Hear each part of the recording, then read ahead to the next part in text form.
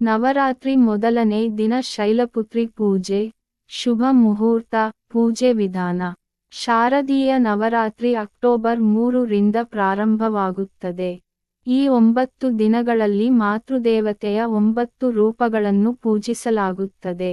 ನವರಾತ್ರಿಯ ಮೊದಲ ದಿನವನ್ನು ತಾಯಿ ಶೈಲಪುತ್ರಿಗೆ ಸಮರ್ಪಿಸಲಾಗುತ್ತದೆ. ಶೈಲಪುತ್ರಿ ದೇವಿಯ ಆರಾಧನೆಯು ನವರಾತ್ರಿಯ ಮೊದಲ ದಿನದಂದು ಮಾತ್ರವಲ್ಲ, ಜೀವನದ ಪ್ರತಿಯೊಂದು ಸಂದರ್ಭದಲ್ಲೂ ಮುಖ್ಯವಾಗಿ ಮಾಡಬೇಕು. ಈಕೆಯ ಆರಾಧನೆಯು ನಮಗೆ ತಾಳ್ಮೆ, ಧೈರ್ಯ ಮತ್ತು ಶಾಂತಿಯ ಮಾರ್ಗವನ್ನು ತೋರಿಸುತ್ತಾಳೆ. ಆಕೆಯ ಅನುಗ್ರಹದಿಂದ ಸಾಧಕನು ಜೀವನದ ಪ್ರತಿಯೊಂದು ಕ್ಷೇತ್ರದಲ್ಲೂ ಯಶಸ್ಸು ಮತ್ತು ತೃಪ್ತಿಯನ್ನು ಪಡೆಯುತ್ತಾನೆ. ಶೈಲಪುತ್ರಿ ದೇವಿಯ ಹೆಸರು ಸ್ವತಃ ಶಕ್ತಿ ಮತ್ತು ಸಕಾರಾತ್ಮಕತೆಯ ಸಂಕೇತವಾಗಿದೆ ಮತ್ತು ಅವಳನ್ನು ಪೂಜಿಸುವುದರಿಂದ ಭಕ್ತನು ಅಪಾರ ಸಂತೋಷ ಮತ್ತು ಶಾಂತಿಯನ್ನು ಪಡೆಯುತ್ತಾನೆ.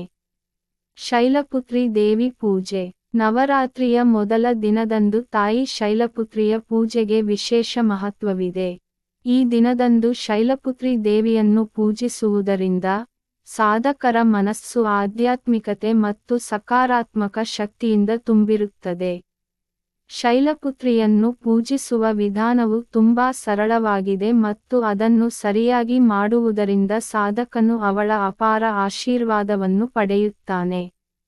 ಎಲ್ಲಕ್ಕಿಂತ ಮೊದಲು ಸಾಧಕನು ಶುದ್ಧನಾಗಿರಬೇಕು ಮತ್ತು ಪೂಜೆ ಮಾಡುವ ಸ್ಥಳವನ್ನು ಶುದ್ಧಗೊಳಿಸಬೇಕು.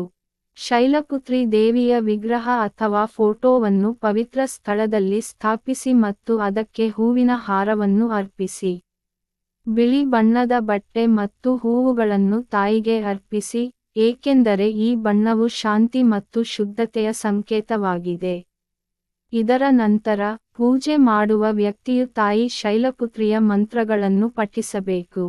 ಮಂತ್ರವನ್ನು ಪಠಿಸುವುದರಿಂದ ಮನಸ್ಸು ಶಾಂತವಾಗುತ್ತದೆ ಮತ್ತು ಆ ವ್ಯಕ್ತಿಯ ಎಲ್ಲಾ ಇಷ್ಟಾರ್ಥಗಳು ಈಡೇರುತ್ತವೆ. ಶೈಲಪುತ್ರಿಯ ಮುಖ್ಯ ಮಂತ್ರವೆಂದರೆ ಓಂ ಶೈಲಪುತ್ರ್ಯೈ ನಮಃ. ಈ ಮಂತ್ರವನ್ನು 108 ಬಾರಿ ಪಠಿಸುವುದು ಅತ್ಯಂತ ಪ್ರಯೋಜನಕಾರಿ ಎಂದು ಪರಿಗಣಿಸಲಾಗಿದೆ. ಇದರೊಂದಿಗೆ ತಾಯಿಗೆ ಪ್ರಸಾದವನ್ನು ಅರ್ಪಿಸಿ ಮತ್ತು ಅಂತಿಮವಾಗಿ ತಾಯಿಗೆ ಆರತಿಯನ್ನು ಮಾಡಿ. ನವರಾತ್ರಿಯಲ್ಲಿ ಶೈಲಪುತ್ರಿ ದೇವಿಯ ಪೂಜೆ ಮಹತ್ವ. ನವರಾತ್ರಿಯ ಮೊದಲ ದಿನವು ಭಕ್ತನಿಗೆ ಹೊಸ ಸಂಕಲ್ಪಗಳು ಮತ್ತು ಹೊಸ ಶಕ್ತಿಯೊಂದಿಗೆ ಪ್ರಾರಂಭವಾಗುವ ದಿನವಾಗಿದೆ. ಶೈಲಪುತ್ರಿ ದೇವಿಯ ಆರಾಧನೆಯು ಸಾಧಕನಿಗೆ ತನ್ನ ಜೀವನದಲ್ಲಿ ಬರುವ ಎಲ್ಲಾ ಕಷ್ಟಗಳನ್ನು ತಾಳ್ಮೆಯಿಂದ ಎದುರಿಸಲು ಮತ್ತು ತನ್ನ ಗುರಿಯತ್ತ ಸಾಗಲು ಪ್ರೇರೇಪಿಸುತ್ತದೆ. ನವರಾತ್ರಿಯ 9 ದಿನಗಳಲ್ಲಿ ದುರ್ಗಾ ದೇವಿಯ 9 ರೂಪಗಳನ್ನು ಪೂಜಿಸಲಾಗುತ್ತದೆ ಮತ್ತು ನವರಾತ್ರಿಯು ಶೈಲಪುತ್ರಿಯ ಆರಾಧನೆಯೊಂದಿಗೆ ಪ್ರಾರಂಭವಾಗುತ್ತದೆ.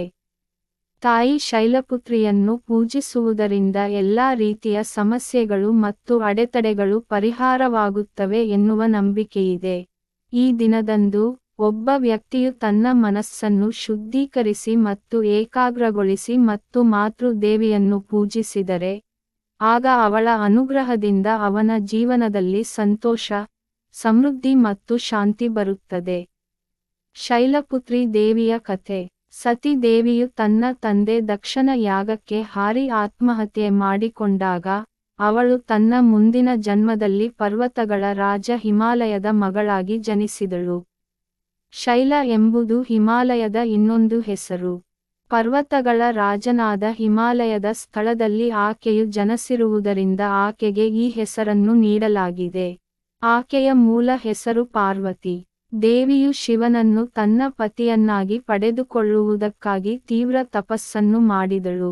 ಆಕೆಯ ತಪಸ್ಸಿಗೆ ಸಂತಸಗೊಂಡ ಶಿವನು ಅವಳಿಗೆ ಕಾಣಿಸಿಕೊಂಡು ತನ್ನ ಪತ್ನಿಯನ್ನಾಗಿ ಸ್ವೀಕರಿಸಿದನು. ಶೈಲಪುತ್ರಿ ದೇವಿ ಪೂಜೆಗೆ ಶುಭ ಸಮಯ. ಬೆಳಿಗ್ಗೆ 6:15 ರಿಂದ ಬೆಳಗ್ಗೆ 7:22 ರವರೆಗೆ. 10:41 ರಿಂದ ಬೆಳಗ್ಗೆ 11:46 ರವರೆಗೆ. ಮಧ್ಯಾಹ್ನ 12:10 ರಿಂದ ಮಧ್ಯರಾತ್ರಿ 1:38 ರವರೆಗೆ. ಬೆಳಗಿನ ಜಾವ 4:36 ರಿಂದ ಬೆಳಗ್ಗೆ 6:04 ರವರೆಗೆ. ಬೆಳಗ್ಗೆ 6:04 ರಿಂದ ಬೆಳಗ್ಗೆ 7:36 ರವರೆಗೆ.